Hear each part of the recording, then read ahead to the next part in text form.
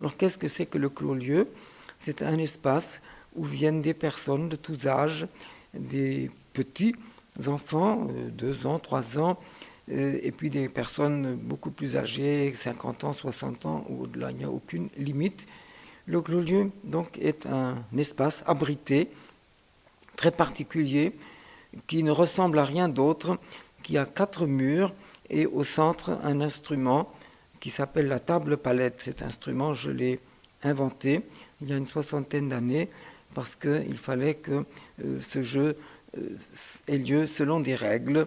Et ces règles, c'est donc sur cette table qu'elles sont les plus visibles. C'est-à-dire qu'il y a une ordonnance de couleurs. Il y a 18 couleurs à la disposition de ceux qui viennent jouer, 18 couleurs et les pinceaux correspondants. L'enfant entre ici les mains vides, il n'apporte rien, il n'a besoin de rien apporter. Tout ce dont il a besoin se trouve sur place. Il prend donc une feuille de papier, il la porte au mur où elle est installée, où elle est fixée avec des punaises, puis il se rend vers la table palette, il saisit le pinceau qui correspond à la couleur dont il a envie, il trempe, il va à sa feuille, il trace parmi les autres qui ont chacun également une feuille, et ils sont donc entre 10 et 15 présents simultanément, et c'est un va-et-vient entre la table où l'on trempe le pinceau et la feuille de papier où l'on trace selon son désir.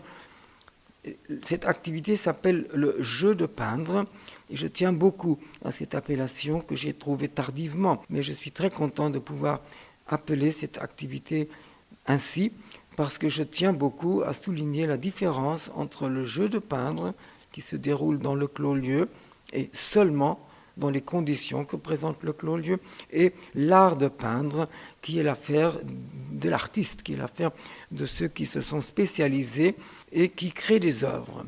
Ce qui caractérise la trace qui se produit dans le clos-lieu, c'est que ce n'est pas une œuvre, elle n'aboutit pas à une œuvre, c'est un jeu qui se déroule, qui a une durée.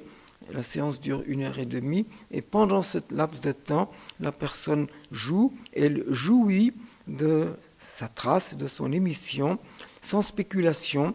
Elle ne crée pas quelque chose, elle ne crée pas un objet qui va être ensuite regardé par d'autres, mais elle vit simplement ce qui se passe dans l'espace de sa feuille.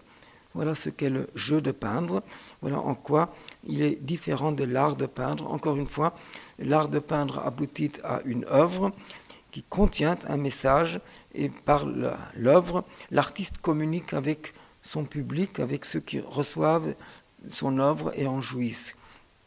Et il est très important de le faire savoir parce qu'on a toujours confondu la trace de l'enfant avec le dessin, avec l'art. On a toujours pensé que l'enfant dessinait pour faire savoir quelque chose à d'autres, surtout aux adultes, et qu'on pouvait donc recevoir cette trace de l'enfant, éventuellement même l'interpréter, mais ce n'est pas pour communiquer que l'enfant trace sur la feuille.